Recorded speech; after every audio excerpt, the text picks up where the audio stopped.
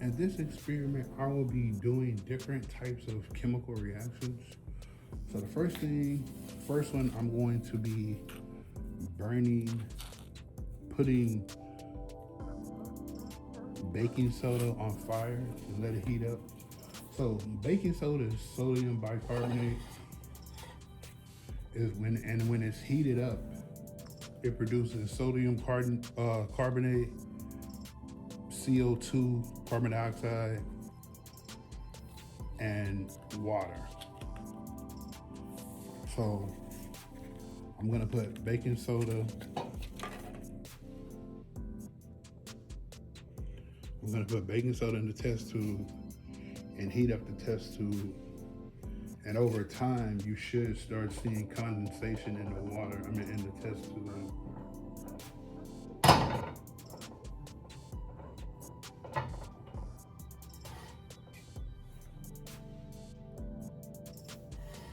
So I'm gonna light this. Usually you do it over a Bunsen burner, but I don't have a Bunsen burner with me, so I'm gonna just do it over fire. You can just use a little tea candle and do it.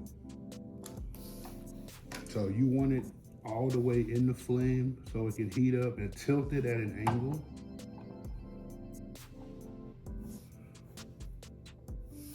All right, so over time, you should start seeing condensation in the test tube and carbon dioxide is being released. So what I'm gonna do, I'm gonna light this candle and I'm gonna put it at the end. And if it puts the candle out, that lets me know there's carbon dioxide inside the test tube. So that's a reason why we can blow out like birthday candles and stuff. Because we breathe in oxygen, breathe out carbon dioxide. So next, I'm going to be mixing copper sulfate.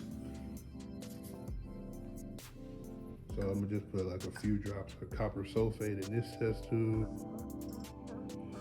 Copper sulfate with sodium hydroxide.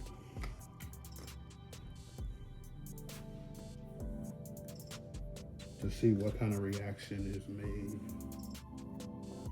So sodium hydroxide.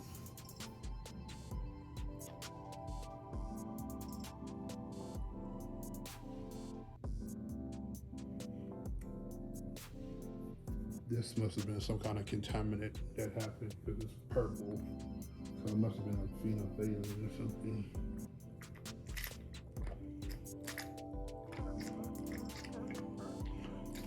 And the next reaction, I'm going to be using copper chloride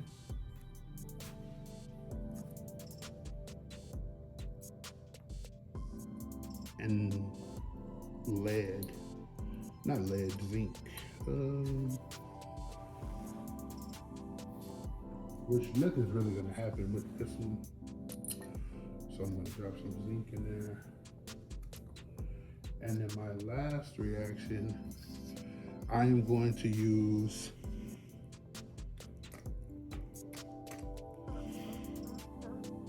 sodium chloride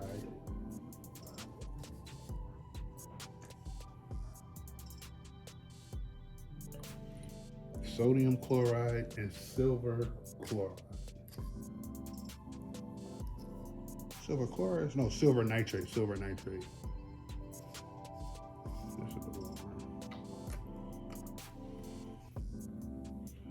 I'm gonna mix my silver nitrate with my sodium chloride. And we're gonna see what type of reactions occur. So let's take a look at the Bunsen burner, the test tube. If I zoom in, I don't know how well you can see it, but you should see condensation start flowing inside. You see, that's the water being produced from the baking soda breaking down. So you should see condensation. If you do it in a test tube, you should see the condensation inside of the test tube once it starts burning. And now I'm gonna light this other candle to see if the carbon dioxide gas is in there. So I'm gonna light this candle.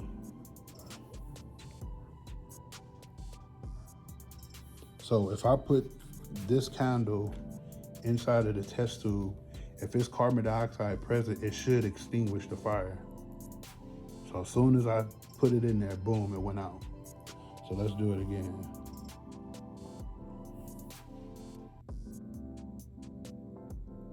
See, as soon as you put it in there, it went out. So now let's take a look at our other reactions to see what has occurred. So if we look at the copper sulfate, if you can see, I don't know how well you can see on the camera, but there's things moving around in there.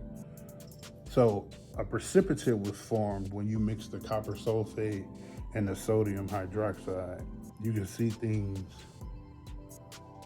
you should be able to see things moving in there at the bottom. Now the zinc, this one is not really gonna do anything because that zinc was already solid, so it's not gonna do anything. But the silver nitrate, let me see if I can speed it up. The silver nitrate should have formed a precipitate at the bottom for this one. The silver nitrate and the sodium chloride, unless that was, I put the wrong thing in there, but it should have formed a precipitate in that reaction. When you mix silver nitrate and sodium chloride.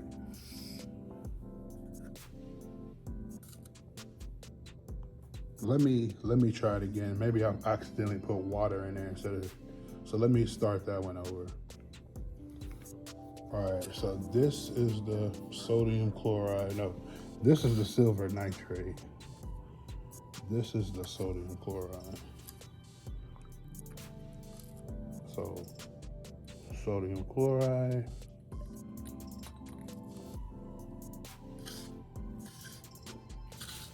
And this is the silver nitrate.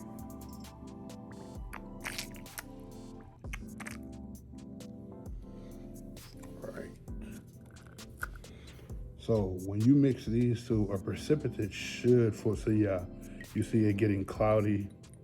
That's because a precipitate is about to form. It should happen really quickly too. This is the water. So now if we look at it, so if you can see at the bottom, it's a solid, that's the precipitate. So this is a precipitation reaction. This one was just a single displacement because the copper and the zinc switch places. And this one, I don't know how well you can see it, this one should have been a precipitation reaction also. And again, with the baking soda in the test tube, you see the water. Let's do the carbon dioxide, see if the carbon dioxide tests that again. So it should extinguish it, boom. So those are just some fun little experiments you can do. But more videos coming soon. Watch and subscribe. Thanks for watching. Trey T out. Peace.